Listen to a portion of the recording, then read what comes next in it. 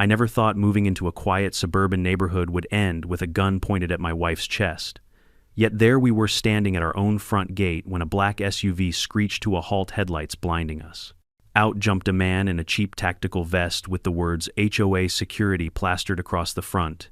His hand went straight to the pistol on his hip, barking orders like we were criminals trespassing on our own land. Neighbors peeked from behind their blinds, whispering, waiting for a spectacle. My heart was pounding, but my wife, she didn't flinch. Her face stayed calm, her eyes locked on his shaking hand. He had no idea who he was threatening. To him, she was just another homeowner, just another target to intimidate. But the truth, he had just made the biggest mistake of his life. Before we dive into the full story, let me know in the comments, where are you watching from, and what time is it right now? We hadn't even finished unloading the moving truck when I realized something was off about this place. You know how most neighborhoods greet you with a smile, a wave, maybe a welcome basket of stale cookies? Well, not here. Here our welcome party came in the form of a black SUV with tinted windows and a set of floodlights so bright I thought I'd accidentally stumbled into a police raid. The SUV rolled up slow, crunching over the gravel like a predator circling its prey. Painted across the side in bold, blocky letters were the words HOA security. And let me be clear, this wasn't your average neighborhood watch in reflective vests and flashlights. No, these guys had gone all in on the tough guy aesthetic. The driver's window rolled down and out leaned a man who looked like he'd been rejected from both the police academy and the local biker gang.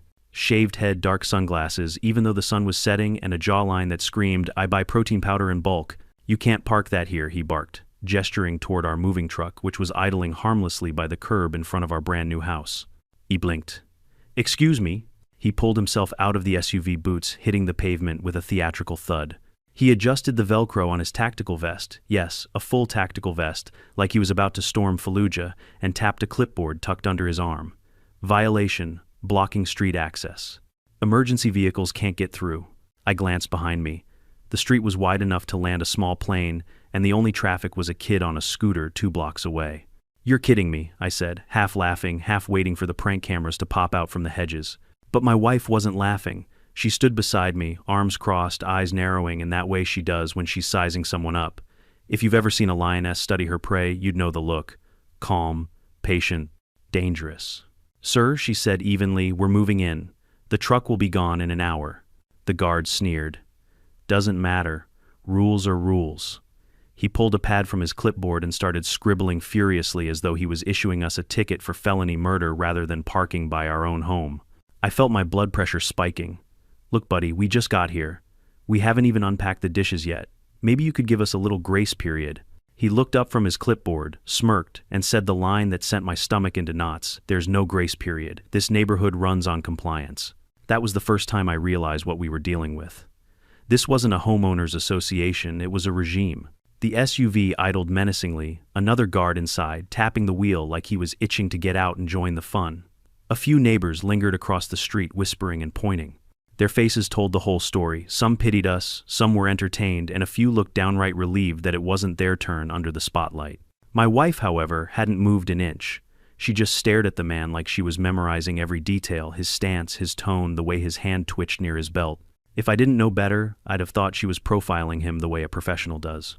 The guard ripped the slip of paper from his clipboard and shoved it toward me. "Fine. First of many if you don't learn how things work around here."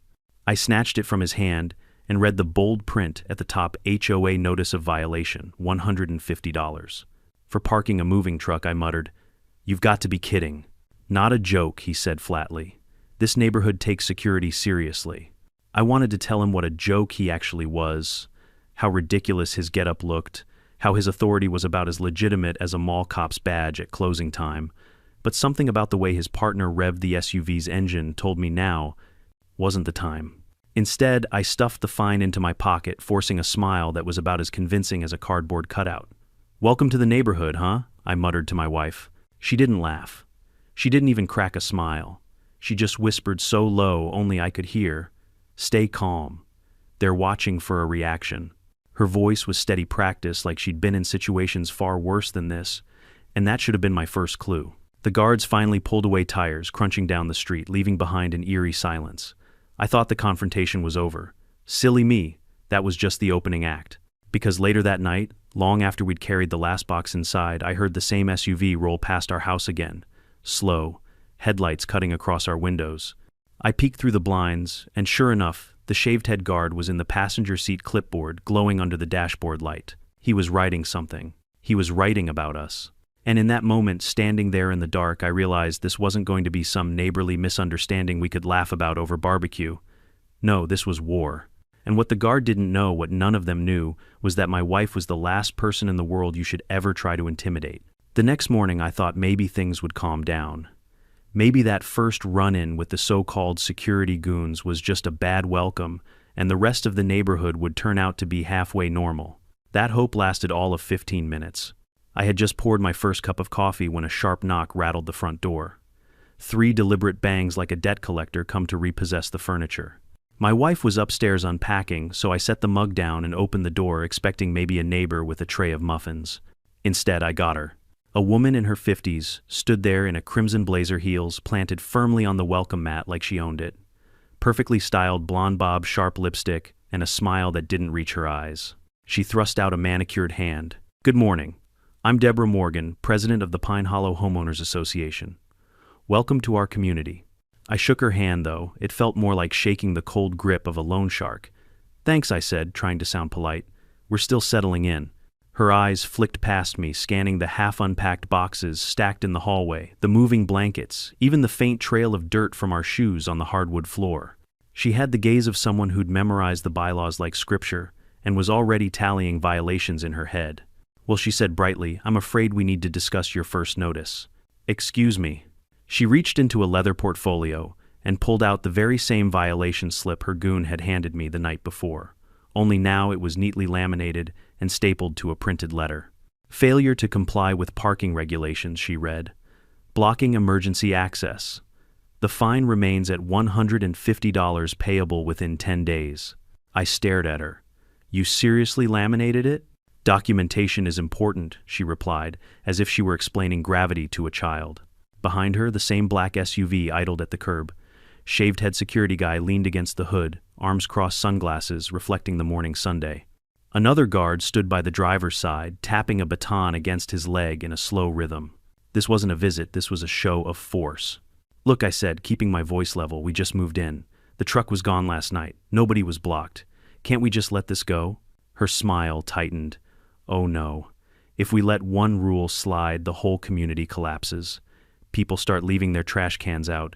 Grass grows half an inch too long. Suddenly property values plummet. Do you want that on your conscience, Mr. Taylor?" I blinked at her. "Lady, it's a driveway, not the fall of the Roman Empire." That earned me a sharp intake of breath. She stepped closer, lowering her voice to a conspiratorial whisper. "I expect full compliance. Everyone here does. The HOA is the backbone of Pine Hollow, and I am its head. You will respect that." Before I could respond, my wife came down the stairs. She walked to the door calm as ever and gave Deborah a polite nod. "Good morning. Something wrong?" Deborah's smile returned, but it was brittle. "Your husband seems to think the rules don't apply to him." My wife arched an eyebrow. "That's so." Deborah thrust the laminated violation toward her like it was a royal decree. "Non-compliance will not be tolerated." Now here's where things got interesting. Most people would have argued, maybe slammed the door, maybe written a nasty email. Not my wife. She simply took the violation slip, studied it for a long moment, then folded it once and set it gently on the porch railing. "We'll review it," she said calmly. "Thank you for stopping by." Deborah's face flushed red. "Review it. There's nothing to review. You either pay the fine or you don't. And if you don't..." Her words were cut off by the sound of the SUV's engine revving. Security guy tapped his watch, like he had all day to play this intimidation game. My wife didn't flinch. She just looked Deborah straight in the eye and said, "We'll handle it. You can go now." It was the kind of tone that brooked no argument, firm, steady, commanding. For a split second, I saw Deborah hesitate, like she just realized she wasn't dealing with your average suburban pushover. But then she plastered on her fake smile again. "Fine, but don't say I didn't warn you." She spun on her heel, marched back to the SUV, and slid into the passenger seat. The guards climbed in after her, and the vehicle rolled slowly down the street, turning heads at every house it passed. When they were gone, I turned to my wife. "What was that? You didn't even argue." She shrugged. "Arguing gives them power. Better to let them think they've won for now." I frowned. "For now? What do you mean for now?" She just gave me that look again, the one that said, "Trust me, I've handled worse. And that was when it hit me, she wasn't just keeping the peace. She was strategizing. Later that day, as I tried to unpack the kitchen, I noticed her standing by the front window watching the street. The SUV cruised by twice in an hour, slow and deliberate. Each time she tracked it with her eyes, not fearfully but like a soldier assessing the battlefield. It sent a chill through me because suddenly I realized this wasn't going to be a small neighborhood spat. This was the opening salvo in a war we hadn't asked for. And Deborah Morgan, with her laminated notices and fake smile, had no idea the woman she was trying to bully was trained to stare down real threats. Compared to the people my wife had dealt with in her career, this HOA president and her toy soldiers were nothing more than noisy children playing dress-up. But still, noisy children with guns can get dangerous. And I had a gnawing feeling things were about to get a whole lot worse. If I thought that ridiculous welcome from Deborah and her tactical Barbie dolls was the end of it, I was dead wrong. That laminated fine was just the opening shot in what turned into a full-blown campaign of harassment. By the third day in Pine Hollow, we already had 3 separate violation notices taped to our door. One for grass height variance, which was hilarious because we hadn't even mowed yet. One for trash receptacle visibility, even though the bins were still empty in the garage. And one, my personal favorite, for unsightly moving boxes visible from window. I mean, really, we'd been there less than a week. Did they expect me to teleport my furniture into place? Each notice came with its own neat little fine attached, $50 here, $75 there, creeping up like compound interest.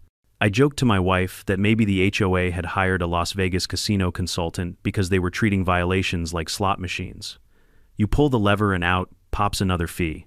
But the funny part stopped being funny around nightfall. The first time I heard the SUV crawl past our house at midnight, I brushed it off. Maybe they were just overzealous about security. But then came the second pass, and the third. By the time 2 a.m. rolled around, I was standing at the upstairs window watching those headlights sweep across our walls like searchlights in a prison yard. And it wasn't just drive-bys. At one point, they stopped right in front of our driveway. I saw the shaved head guard get out shine a high-powered flashlight right at our bedroom window, then scribble something on his clipboard. My wife didn't even blink. She pulled the curtains shut, turned off the lamp, and went straight back to bed like she'd seen it all before. Me, I lay awake, adrenaline buzzing, imagining headlines like "Local man shot over grass height violation." The next morning, another notice was stuck to the mailbox. This one accused us of excessive lighting visible from street. I had to laugh. They'd shined their floodlight into our window, then cited us for too much light. It was so absurd, it circled back to terrifying. I started venting to neighbors whenever I got the chance, but that only earned me nervous glances and tight-lipped smiles. One older gentleman muttered, "Keep your head down. Don't stir them up." Then he shuffled off like he'd just handed me state secrets. It was like living in a neighborhood under occupation. Everyone knew the rules were insane, but nobody dared challenge the regime. Except my wife. She went about her day unfazed. She unpacked boxes, tended to the little patch of flowers near the porch, even waved cheerfully to passing cars like nothing was wrong.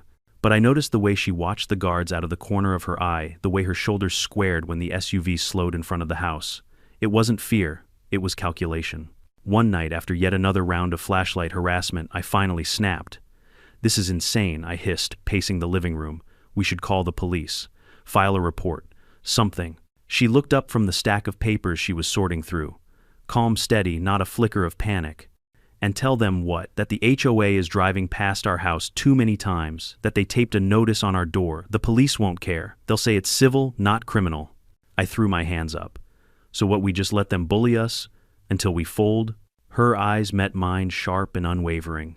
"We don't fold. We wait. They'll push harder. And when they cross the line, we'll be ready." I shivered, not from fear, but from the way she said it. "We'll be ready." Like she was already 10 moves ahead playing chess while the rest of us were stuck at checkers. The next escalation came at the so-called community patrol. It was Saturday evening. We just sat down to dinner when the SUV rolled up again, this time with flashing amber lights mounted on top, strobing like a knockoff police cruiser. 3 guards got out, all in matching black uniforms with HOA security stitched across their chests in white block letters. They marched up our driveway in formation like they were about to breach the door. I stepped out onto the porch before they could knock. "Can I help you, gentlemen?" Clipboard guy cleared his throat. "Routine inspection." "Inspection of what?" He didn't answer.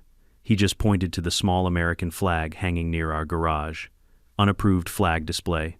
Against HOA Code, Section 1-2. I nearly choked. It's the United States flag. What code are you talking about? He scribbled something. Code section 1-2. Unauthorized displays disrupt visual harmony. Fine is $100. I laughed, loud and bitter. Visual harmony. Are you kidding me? But he didn't laugh. None of them did. They just stared stone-faced, like I was the unreasonable one. Then my wife stepped out behind me. She didn't raise her voice. She didn't need to. She just said, "You've made your note. You can leave now." And something in the way she said it, low, firm, almost commanding, made them hesitate. Clipboard guy shifted his weight, glanced at the others, then finally turned back down the driveway. They left without another word, the SUV rolling off into the night. I stood there stunned. "How did you do that?" I asked her once we were back inside. She shrugged, almost smiling. "It's all about tone. Authority recognizes authority." It was the first time I suspected there was a whole lot more to my wife's past than she'd ever told me. And it was becoming clear that the HOA wasn't going to stop. They'd keep pushing, piling on fake violations, circling our home like vultures. What they didn't know was that they were poking a sleeping lion. And when she woke up, God help them. By the time the letter came, I was already on edge. It was printed on heavy cardstock, embossed with the HOA seal like it was an invitation to a royal banquet. In reality, it was a summons mandatory attendance. HOA General Assembly. Known attendance subject to fine. A fine for not attending a meeting. These people were creative, I'll give them that. Saturday evening, we walked down to the community clubhouse, which looked less like a friendly gathering place and more like a courthouse designed by someone obsessed with beige paint and fluorescent lighting. As we entered, I could feel every eye in the room snap toward us. Dozens of neighbors sat stiffly in folding chairs, clutching binders of HOA rules like hymnals. At the front, Deborah Morgan stood at a podium, crimson blazer, blazing under the cheap overhead lights, flanked on either side by her 2 security officers. It wasn't a meeting. It was a trial. Order, Deborah barked into the microphone, though nobody had spoken. Tonight we address serious non-compliance from one of our newest residents. Her eyes locked onto us like a hawk spotting a mouse. Murmurs rippled through the crowd. Some neighbors leaned forward eagerly, others shrank into their seats, clearly grateful the spotlight wasn't on them. Deborah gestured grandly. "Mr. and Mrs. Taylor, stand please." I exchanged a glance with my wife. Her face was unreadable. I stood my chair, scraping loudly against the linoleum. My wife rose beside me, calm, poised as though she were stepping onto a stage she knew better than anyone else. Multiple violations in less than 2 weeks, Deborah continued flipping through laminated sheets like they were evidence in a murder trial. Improper parking, unauthorized lighting, grass length above acceptable standard, unapproved flag display. And she held up one paper, dramatically unsightly moving boxes visible from window. "Do you deny these charges?" Charges. She actually said charges like we were defendants in court. I opened my mouth ready to unleash a sarcastic tirade, but my wife's hand on my arm stopped me. She stepped forward slightly, her voice calm, steady. "These are not charges. They're arbitrary complaints." A collective gasp sucked the air out of the room. Deborah's face twitched, but she recovered quickly. "Arbitrary. These are the rules. Everyone here complies, or they face the consequences." The security guards shifted behind her, crossing their arms in unison. They looked more like nightclub bouncers than protectors of suburban peace. "Rules exist for fairness," my wife said evenly, her eyes never leaving Deborah's. "But fairness without reason is tyranny, and tyranny has no place in a neighborhood." I swear if a pin had dropped, we all would have heard it. The neighbors' eyes darted back and forth as if waiting to see who would win this duel. Deborah's smile stretched tight, her voice sharpening. "This is not a debate, Mrs. Taylor. This is about compliance. Your family has shown a flagrant disregard for our standards. That cannot continue." She snapped her fingers and clipboard guy stepped forward, slapping another notice onto the podium. "Effective immediately, the Taylors are on probationary status. One more violation, and the HOA will pursue legal action, including liens on your property." That got the crowd buzzing. A lien meant financial ruin, foreclosure. Deborah was swinging a sledgehammer just to prove she could. My temper flared, but before I could speak, my wife took another step forward. Her posture didn't change, but her voice dropped steady and deliberate. "Threats don't scare me. You're hiding behind clipboards and fines because you're afraid of losing control. But bullies always overreach, and when you do," she let the words hang, "you'll regret it." The room went dead silent. Deborah's face flushed crimson to match her blazer. One of the guards jabbed a finger toward my wife. "Careful, lady. You don't talk to the president like that." That was it, the moment the whole room felt the tension snap like a wire pulled too tight. The guard's tone wasn't just rude, it was a threat. Neighbors gasped. A woman in the back clutched her husband's arm. Another man whispered, "They've gone too far." Deborah slammed her hand on the podium. "Enough. This meeting is adjourned. The Taylors are warned. One more violation, and we take action." The security guards stepped closer, clearly trying to intimidate us. My wife didn't flinch. She simply turned, took my arm, and guided me toward the door as though she were dismissing them. As we walked out, I glanced back. The neighbors were still staring, some with fear, others with admiration. And I realized something important in that moment. We weren't just fighting for ourselves anymore. We were becoming the test case, the proof of whether anyone could stand up to Deborah and her pet stormtroopers. Outside, the cool night air hit my face like a splash of water. I exhaled hard, adrenaline buzzing through my veins. "I can't believe you said that in there," I muttered. She gave me that small, knowing smile. They needed to hear it, and they needed to see that intimidation doesn't work on everyone. I shook my head, half in awe, half in fear. "You just painted a target on our backs." Her eyes flashed calm but unyielding. "Good. Now let's see what they do next." And with that, she walked ahead of me into the night, her silhouette sharp against the streetlights. I knew deep down that something bigger was coming. The HOA wasn't going to let this stand. They'd push harder, escalate further. And when they finally crossed the line, God help them. Because my wife wasn't the kind of person you threatened lightly.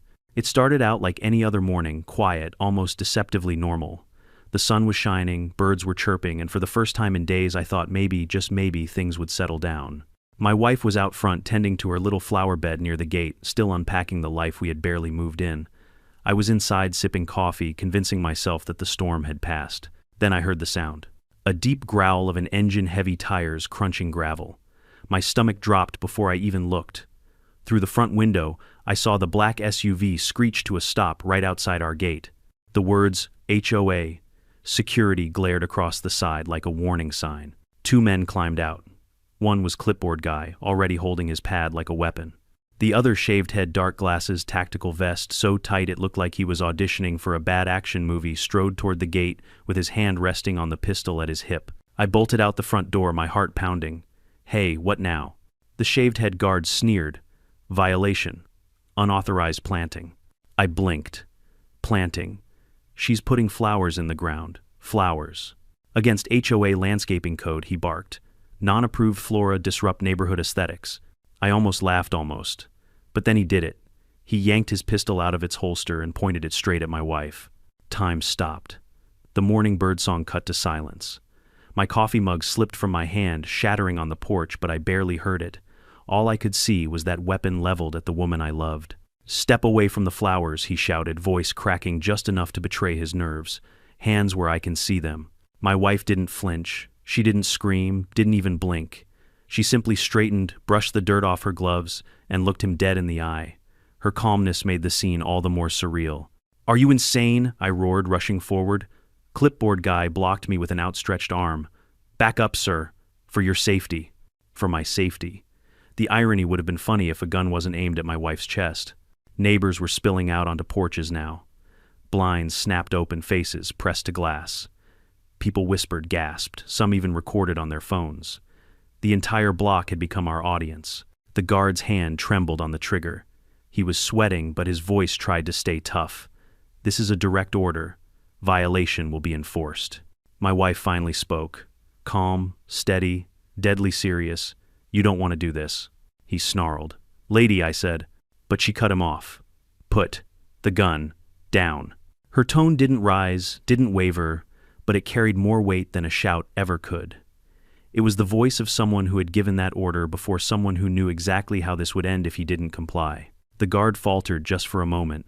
His sunglasses slid slightly down his nose, revealing eyes wide with sudden uncertainty. Clipboard guy leaned in. "Don't let her rattle you, she's bluffing." I could feel my throat closing, fear and rage twisting together.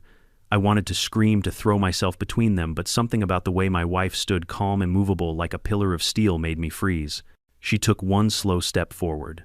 "You're out of your depth. You don't understand who you're dealing with." The guard's grip loosened. His hand shook harder now. The barrel wavered just enough for the crowd to notice. A murmur rippled through the neighbors watching. Phones lifted higher, recording everything. And that was when Deborah herself appeared. The HOA president stormed up the sidewalk, blazer, immaculate face twisted with fury.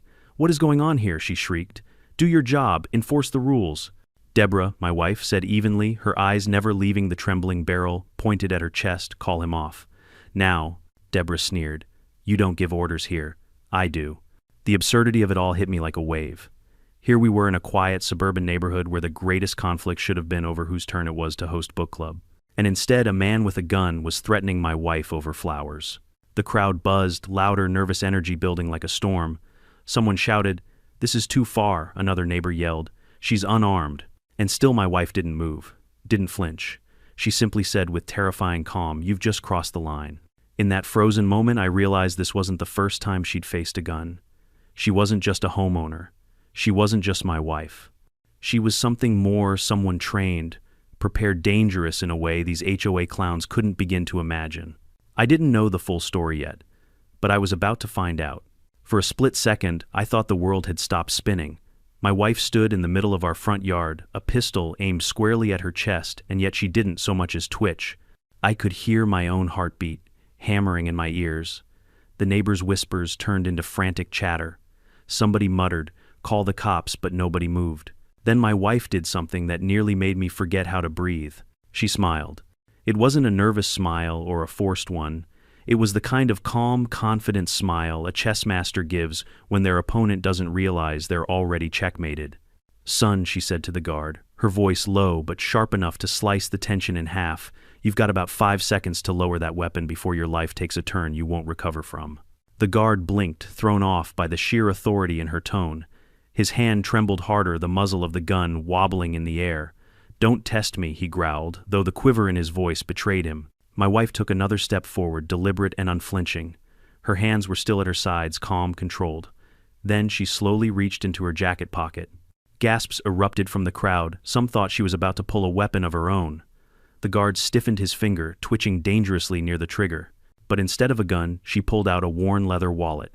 She flipped it open in one fluid motion, holding it high for everyone to see. The sun glinted off the badge inside. Secret Service.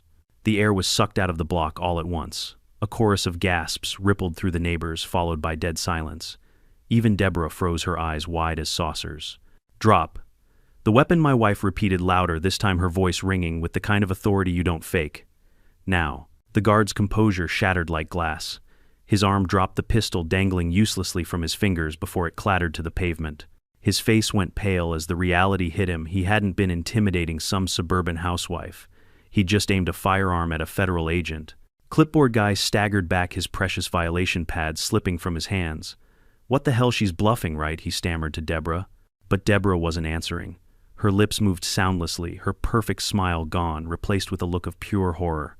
My wife stepped closer, tucking the badge back into her jacket with the same casualness you'd use after showing someone your driver's license. "I've taken down men twice your size and twice as reckless," she said evenly, staring the guard down. "If you think HOA bylaws give you authority to threaten me with a gun, you're about to learn the difference between pretend power and real power." The neighbors were no longer whispering, they were openly talking now. Some were cheering, others were recording every second. A man shouted, "You tell him from across the street," another yelled. Finally, someone stood up to them. The guard dropped to his knees, hands raised. His voice cracked. I didn't know." "That's the point," my wife snapped. "You never know who you're messing with, and you should never, ever pull a gun unless you're ready to face the consequences." For once, I was completely speechless. I had always known my wife was strong, calm under pressure, but seeing her like this commanding, unstoppable, radiating authority that made armed men fold like paper, it shook me to my core. Deborah finally found her voice, though it came out as a shrill squeak. This isn't necessary. It's just a misunderstanding." My wife whirled on her eyes blazing. "A misunderstanding? Your so-called security aimed a loaded gun at me on my property over flowers. That's not a misunderstanding. That's assault with a deadly weapon." Deborah faltered, the color draining from her face. I didn't tell him to." "Save it," my wife cut her off. "You put him here. You gave him the authority. That makes you responsible." Neighbors clapped, some even whistled. The crowd had shifted, no longer silent, no longer cowed. They were rallying, finally seeing the HOA for what it was, a petty dictatorship built on fear. The guard scrambled backward, dropping his holster as if it burned. Clipboard guy muttered something about needing a lawyer and stumbled toward the SUV. Deborah, however, was rooted to the spot, humiliated in front of the very people she claimed to control. And my wife. She didn't gloat, she didn't shout. She simply straightened her jacket, turned to the crowd and said, "This ends today. These men are not law enforcement. They have no right to threaten you. And if they've done this to me, I guarantee they've done it to others." The crowd erupted, neighbors nodding, shouting their own stories of intimidation. One man yelled, "They fined me $500 for having Christmas lights up too long." Another shouted, "They threatened to tow my car while my wife was giving birth." It was as if a dam had broken. The fear that had kept everyone silent was gone, washed away by the sight of one woman standing firm. And for the first time since we'd moved into Pine Hollow, I saw something I hadn't seen in my neighbor's eyes before. Hope. The flashing blue and red lights came sooner than I expected. One of the neighbors must have called 911 the moment the gun came out, because within minutes the quiet cul-de-sac was awash in sirens. 2 police cruisers skidded to a halt at the corner doors, flying open. Officers spilled out weapons drawn, shouting commands. "Hands where we can see them. Everyone stay back." The crowd of neighbors scattered across lawns, clutching their phones, some ducking behind fences for cover. Clipboard guy dropped flat on his stomach like a pancake, arms outstretched in surrender.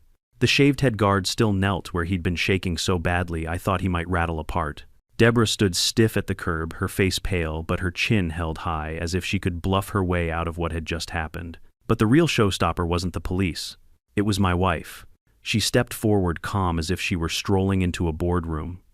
Her hand dipped into her jacket again, and I swear I felt my soul leave my body when I saw her pull the leather wallet back out. She flipped it open, held it high, and her voice carried over the chaos like a whip crack. "United States Secret Service. Stand down. I've got this." The officers froze, exchanging quick glances. The sergeant in charge stepped forward cautiously, eyes darting between the trembling guard, the crowd, and my wife. "Ma'am, identify yourself." She rattled off her name, rank, and clearance with the ease of reciting a grocery list. The sergeant's face changed instantly, from skepticism to recognition, then to the sharp professionalism of someone who knew he was standing in the presence of the real deal. He holstered his weapon and barked orders at his men. "Secure the suspect. Take his weapon. Get statements from the witnesses." Just like that, the scene flipped. Officers swarmed the shaved head guard, yanking his pistol away and cuffing him on the spot. Clipboard guy wailed about just following orders as he was hauled up by his armpits. Deborah protested loudly, "This is outrageous. This is private security. You have no jurisdiction." The sergeant turned on her dead cold. "Ma'am, these men brandished a firearm on federal property. That gives us all the jurisdiction we need." I had to stifle a laugh at that. Federal property, he meant our yard. But the way he said it, with my wife standing tall beside him, made it sound like the whole block belonged to her authority. The neighbors crowded closer again, no longer afraid. They shouted their grievances at the officers, each story more damning than the last. They fined me for leaving my bike outside. They threatened to tow my car during a funeral. They barged onto my property without permission. It was like years of bottled-up frustration spilling all at once. Deborah tried to shout them down, but the wave of voices drowned her out. Her face crumpled, the perfect mask, breaking into raw panic. My wife raised a hand, and the crowd quieted as if she were the actual mayor of Pine Hollow. Her voice was measured, but it carried weight. These men acted under the authority of this homeowners association. They were unlicensed, armed, and threatening residents. That is not neighborhood safety. That is criminal intimidation. The sergeant nodded. "We'll need full statements, and we'll be contacting the county prosecutor." Deborah gasped. "Prosecutor, you can't. This is an internal matter." "No, ma'am," the sergeant shot back. "Pulling a gun on someone is not an internal matter. That's a felony." The guard, still cuffed on the curb, finally broke down. "She told us to do it," he blurted, jerking his head toward Deborah. "She said keep them in line, said we could use force if we had to." The crowd roared in outrage. Deborah stammered, waving her hands, but the words stumbled out like broken glass. That's not what he misunderstood. But no one was buying it anymore. The officers guided her aside, peppering her with questions. My wife stepped toward them, calm and unyielding, offering her own detailed account. I watched in awe as she spoke, professional, precise, her posture radiating command. She wasn't just part of the scene, she was running it. When the chaos finally settled, the guards were in custody, Deborah was pale and trembling, and the neighbors were buzzing with a new kind of energy. Not fear this time, relief. Vindication. One woman clutched her phone like a lifeline, eyes wide. I recorded everything she said, showing my wife the screen. "It's all here, they can't deny it." My wife gave her a small nod. Good. Hold on to that. The truth matters. As the cruisers pulled away with the guards in the back seats, a strange quiet fell over the block. Deborah slumped into her car, refusing to meet anyone's eyes.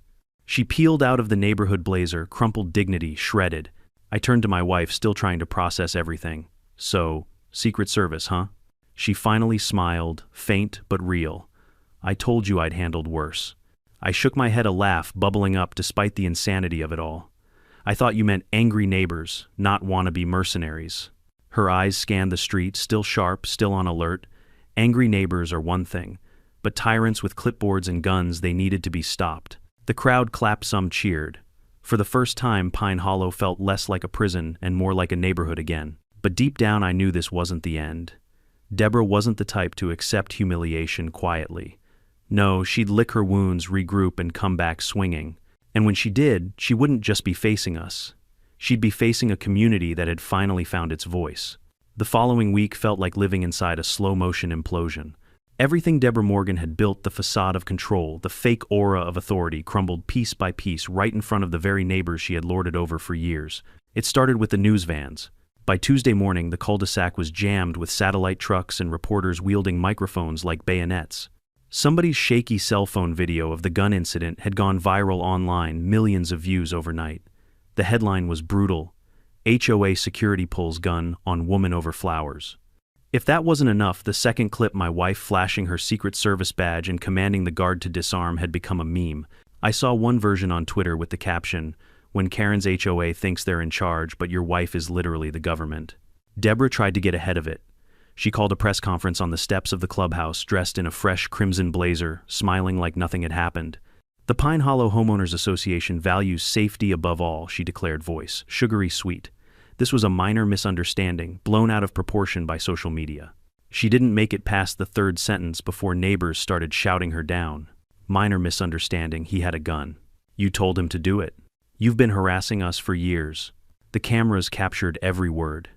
Deborah's smile cracked under the pressure, her eyes darting wildly as the crowd turned against her. She tried to continue, but the chant started, "Resign, resign, resign." By Thursday, lawyers were circling. A group of residents, many of whom had stayed silent for years, banded together and filed a class-action lawsuit against the HOA for harassment, intimidation, and misuse of funds. My wife helped them organize the paperwork, guiding them with a calm precision that left everyone else stunned. She wasn't just exposing the corruption, she was dismantling it one clause at a time. Deborah's allies vanished overnight. The same neighbors who once smiled nervously and nodded at her rules now crossed the street to avoid her. Her beloved security team was gone, still sitting in county lockup, facing charges for assault with a deadly weapon and impersonating law enforcement. Without them, Deborah looked smaller, diminished, just another woman clutching a clipboard that no longer meant anything.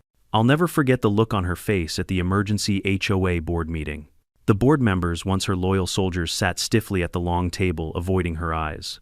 The room was packed with residents buzzing with energy, no longer afraid. My wife and I stood in the back watching. Deborah slammed her palm on the table. "This is a witch hunt. You're letting outsiders dictate how we run our community." One of the board members, a meek man with thinning hair, cleared his throat. "Deborah, she's not an outsider. She lives here. And frankly, she's done more to protect us in 1 week than you've done in 10 years. Gasps and murmurs filled the room.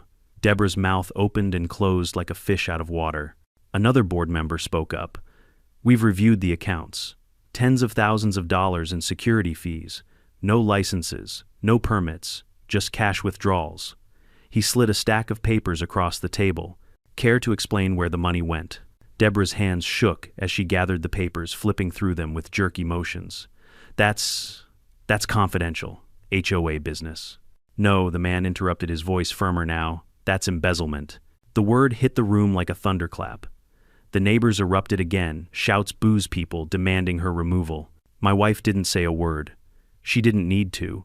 She just stood there, arms folded, watching Deborah's empire collapse under the weight of its own arrogance. By Friday, Deborah was gone. Packed her things in the dead-of-night car, loaded to the brim, and drove out of Pine Hollow without so much as a goodbye. Word spread that she'd hired a lawyer, but the lawsuit was already in motion. The county had opened an investigation. Her once iron grip on the neighborhood was now reduced to gossip, whispered over fences. And Pine Hollow. it felt different. Lighter. Kids played in the street again without security harassing them. Neighbors actually waved at each other, real smiles this time. Someone even organized a block barbecue, the first in years apparently. The tension that had hung like a storm cloud over every house was gone. At the barbecue, people kept approaching us, thanking my wife, thanking me. One man even raised a toast to the Taylors for proving we didn't have to live in fear anymore. I glanced at my wife, who lifted her glass, but stayed modest, her expression unreadable. She didn't bask in the attention, she never did, but I could see the faintest trace of pride in her eyes. Not for herself, but for the fact that people were finally free. That night, as we sat on the porch watching the sunset, I let out a long sigh. Well, I said, I think it's safe to say the HOA won't be bothering us anymore. My wife chuckled softly, a rare sound. For now? I looked at her. For now, you think they'll try something else? She didn't answer right away. Her gaze lingered on the street where kids rode bikes under the fading light. Finally, she said, bullies don't stop until someone forces them to. We forced Deborah out. But there will always be another one somewhere. The trick is knowing how to handle them. I leaned back in my chair, shaking my head in amazement. You make it sound so simple. She smiled, faintly, eyes still on the horizon. That's because at Island. Stand firm, don't let fear win. The rest takes care of itself. And for the first time since we'd moved into Pine Hollow, I actually believed her. The neighborhood never looked the same after Deborah vanished. For weeks, Pine Hollow was buzzing like a beehive that had just been cracked open. Without the constant patrols, without Deborah's clipboard, decrees, people rediscovered what it meant to live without fear of fines taped to their doors. Lawns grew half an inch too long, and nobody cared.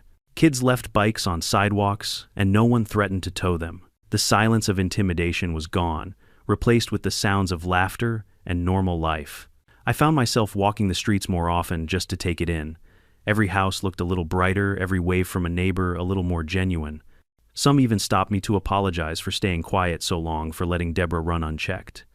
I didn't blame them. Fear has a way of tying knots around your voice until you forget how to speak.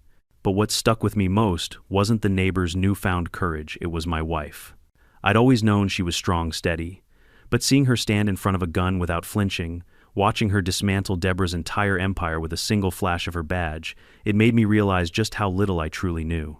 For years I thought her calmness was just patience. Turns out it was discipline honed in ways I could barely imagine.